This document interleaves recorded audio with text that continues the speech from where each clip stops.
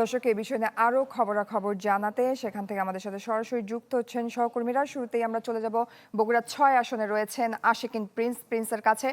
Prince, বেলা বাড়ার সাথে voter উপস্থিতি কিছুটা বাড়ছে আমরা জানছিলাম, তো সেই ভোটার উপস্থিতির বিষয়টি জানাবেন। সব মিলিয়ে সার্বিক পরিস্থিতি এখন কেমন দেখছেন জানাবেন। কি বুঝলেন ভাই? অনলি যেটাই চাই। জয়ী প্রধানমন্ত্রী তারেক রহমানের ছেড়ে দেয়া আসন, একই সাথে দলীয় সরকারের অধীনে নির্বাচন। এই কারণেই মূলত বগুড়া ৬ আসনে যে উপনির্বাচনটি হচ্ছে সেটি একটি গুরুত্বপূর্ণ নির্বাচন হিসেবে অভিহিত করা হচ্ছে। তো সকালের দিকে আমরা দেখেছিলাম যে বগুড়া ৬ আসনের যে ১৫০টি কেন্দ্র রয়েছে সে ১৫০টি কেন্দ্রে ভোটার উপস্থিতি তুলনামূলকভাবে কম ছিল। তো সময় যত গড়িয়েছে আমরা দেখতে পাচ্ছি যে ভোটারের উপস্থিতি বেড়েছে। তো আমি এখন রয়েছি আলহাজ আব্দুল করিম বালিকা উচ্চ বিদ্যালয় একটি কেন্দ্রে।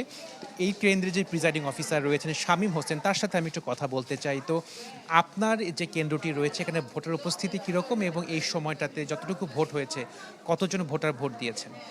সকালে যখন ভোট শুরু হয় আমি 10:30টায় রিপোর্ট করেছি। 10:30টায় আমার 9% ভোট ছিল। সময় বাড়ার সঙ্গে সঙ্গে ভোটারদের উপস্থিতি বেড়েছে। এখন পর্যন্ত এই কেন্দ্রে ভোট পড়েছে 583টি।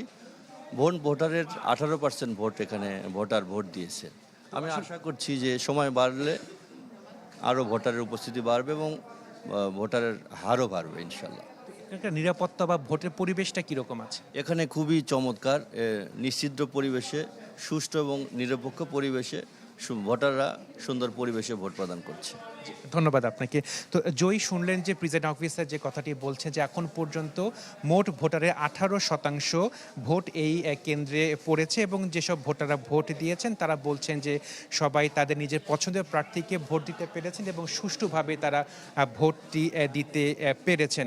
তো আপনাকে জানিয়ে রাখি যে সকাল 7:30টায় ভোট গ্রহণ শুরু হয়েছে, চলবে বিকেল 4:30 পর্যন্ত এবং 4,50,000-এর বেশি ভোটার তাদের ভোটাধিকারটি প্রয়োগ করবেন এবং এই যে আসন উপনির্বাচন হচ্ছে এখানে 3 জন প্রার্থী প্রতিদ্বন্দ্বিতা করছেন। তবে মূল যে প্রতিদ্বন্দ্বিতা হচ্ছে সেটি হচ্ছে জামাত প্রার্থী এবং বিএনপি প্রার্থীর মধ্যে। সকালে জামাত প্রার্থী যখন ভোট দিয়েছেন তিনি বলছেন যে ভোট যদি সুষ্ঠু হয় তাহলে তিনি ফলাফল মেনে নেবেন এবং একই সাথে ভোটটি যাতে সুষ্ঠুভাবে সম্পন্ন হয় সেজন্য তিনি প্রশাসনের দৃষ্টি আকর্ষণ করেছেন। পক্ষান্তরে বিএনপি যে প্রার্থী রয়েছেন তিনি বলছেন যে এটি যেহেতু বিএনপির ঘাঁটি হিসেবে পরিচিত, তো সেই ক্ষেত্রে তিনি প্রত্যাশা করছেন যে এই যে উপনির্বাচন হচ্ছে এই নির্বাচনে বিএনপি প্রার্থী যিনি রয়েছেন তিনি জয়ী হবেন এবং এই নির্বাচনটি যাতে সুষ্ঠুভাবে সম্পন্ন হয় সেজন্য আইন শৃঙ্খলা বাহিনীর পক্ষ থেকে নিরাপত্তামূলক প্রয়োজনীয় সব রকমের ব্যবস্থা গ্রহণ করা হয়েছে। বিকেলে 4:30 পর্যন্ত ভোট গ্রহণ চলবে, এরপরে ভোট গণনা শুরু হবে।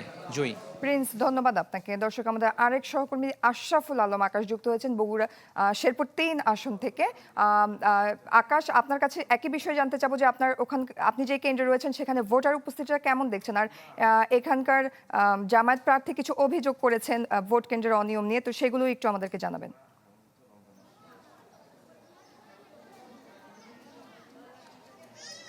জয়ী, যদি আমি আপনাকে প্রথমে বলে রাখি, এই যে শেরপুর 3 আসনে নির্বাচন হচ্ছে এখানে কিন্তু 4,13,000-এর বেশি ভোটার রয়েছে।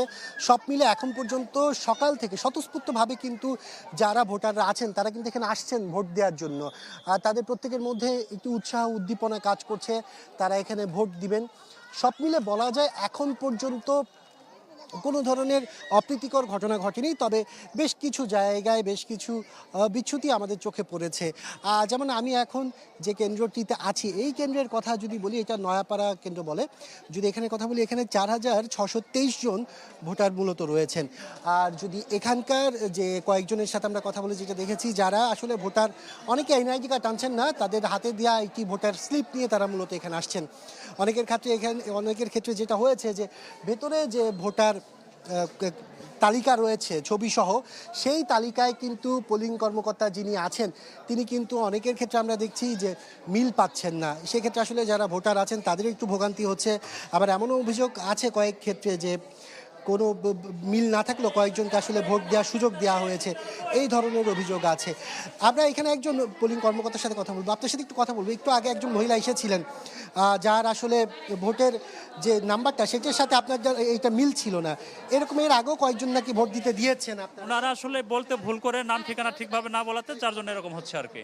তো এগুলো পরে সংশোধন হয়ে যাচ্ছে আর কি। মানে সেই ক্ষেত্রে আপনারা কি ব্যবস্থা নিচ্ছেন? না, আমরা বলতেছি যে আপনি সঠিকভাবে দেখে আসেন, পরে আমরা করতেছি আর কি, মিল করতেছি। আবার অভিযোগ আছে কয়েকজনকে নাকি আপনারা ওইভাবে ভোট দিতে দিয়েছেন, আরেকজনের নামের সাথে। অন্তত পক্ষে এখানে দেওয়া হয় নাই। শুনছিলেন আসলে পোলিং কর্মকর্তা যিনি আছেন তিনি বলছেন যে তারা এই ধরনের কিছু করেনি। তবে এখন পর্যন্ত যদি আমি বলে রাখি যে ভোটের যে প্রক্রিয়া সেটি স্বাভাবিকভাবে চলছে। এছাড়া এর আগের একটি কেন্দ্রে আমরা দেখেছিলাম যে একটি অল্পবয়স্ক ছেলে এসেছিল, আসলে সে তার ভোটের আইডির সাথে নাম এনআইডি কার্ড ছিল না তার সাথে, এছাড়া যে ভোটার স্লিপ ছিল সেখানকার তথ্য সে সঠিকভাবে দিতে পারছিল না, পরবর্তীতে সে আসলে সেখান থেকে সটকে পড়ে। এই ধরনের বেশ কিছু ঘটনাও দেখেছি। তবে সার্বিক যদি চিত্রটা বলে রাখি, এখন পর্যন্ত তেমন কোনো অপ্রীতিকর ঘটনা ঘটেনি। ভোট গ্রহণের প্রায় 4 ঘন্টা পার হতে চলেছে, প্রায় 5 ঘন্টা হতে চলেছে। সব মিলে আরও 5-6 ঘন্টার মতো কিন্তু এখনও ভোটের প্রক্রিয়া বাকি আছে। তবে ভোটার উপস্থিতি শেরপুরের প্রায় প্রত্যেকটি কেন্দ্রে আমরা খুব ভালো ভোটার উপস্থিতি দেখেছি। এই যে কেন্দ্রটিতে আছি 4623 জনের মধ্যে বলা যায় এখন পর্যন্ত প্রায় 800রও বেশি ভোট কিন্তু এখানে পড়েছে। বেলা বাড়ার সাথে সাথে আরও ভোটার সংখ্যা বাড়বে এমনটাও তারা আশা করছেন যারা এখানকার দায়িত্বরত কর্মকর্তারা আছেন। জয়ী। আকাশ, ধন্যবাদ আপনাকে। দর্শক, বগুড়া 6 আসনে চলছে উপনির্বাচন এবং শেরপুর 3 আসনে সাধারণ নির্বাচন, সেখানকার বিস্তারিত খবরাখবর আমরা জানছিলাম। শেরপুর থেকে আমাদের সাথে যুক্ত হচ্ছেন সুলতান মাহমুদ কনিক।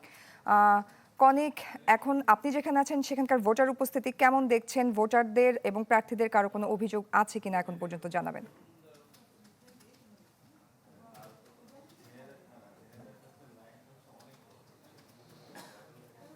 জয়ী, এই মুহূর্তে আমি বর্তমানে অবস্থান করছি ঝিনাইগাতি উপজেলায় এবং একটি ভোট কেন্দ্রে। চিত্রটি যেটি এখন আছে এই মুহূর্তে, এখানে এখন পর্যন্ত যে চিত্র, আসলে আইন শৃঙ্খলা বাহিনীর সদস্য সংখ্যাই কিন্তু একটু বেশি দেখা যাচ্ছে আমাদের। যদিও ভোটার উপস্থিতি আছে, ভোটার আসছেন, বিচ্ছিন্নভাবে আসছেন, তবে সকালের দিকে কিছুটা ভোটার উপস্থিতি এখানে ছিল। এই কেন্দ্রটি প্রায় 6500 নারী এবং পুরুষ ভোটার রয়েছে এই ঝিনাইগাতি সরকারি মডেল পাইলট উচ্চ বিদ্যালয়ের যে কেন্দ্রটি আছে সেখানে। এখানকার দায়িত্বপ্রাপ্ত যিনি প্রিজাইডিং অফিসার আছেন, সেই প্রিজাইডিং অফিসার আমাদেরকে জানিয়েছেন যে এখন পর্যন্ত ভোটের তো প্রায় অনেকটা সময় গড়িয়েছে, এখন পর্যন্ত 11% উপরে ভোট পড়েছে। এই কেন্দ্রে প্রায় 13% ভোট পড়েছে।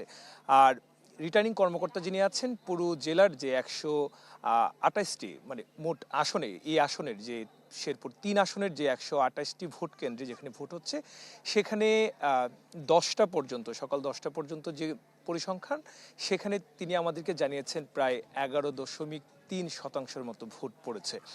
আর 12টার সময় আবার দ্বিতীয় দফায় যে কাউন্টিং সেটি আমাদেরকে জানাতে পারবেন। আর সকালের দিকে জামায়াতের যিনি প্রার্থী আছেন এই আসনে নির্বাচন করছেন, তিনি বেশ কিছু অভিযোগ করেছেন। তিনি অভিযোগ করেছেন যে কয়েকটি কেন্দ্রে তার এজেন্টদের বের করে দেওয়া হচ্ছে এবং একজন জামায়াতের একজন কর্মীকে মারধর করেছেন। প্রতিপক্ষের বিরুদ্ধে এমন একটি অভিযোগ করেছেন। যদিও বিএনপির প্রার্থী যিনি আছেন তিনি বলছেন যে জামায়াত। অনেক ধন্যবাদ আপনাকে। দর্শক, শেরপুর 3 আসনের সাধারণ নির্বাচনের খবরাখবর জানছিলাম আমরা।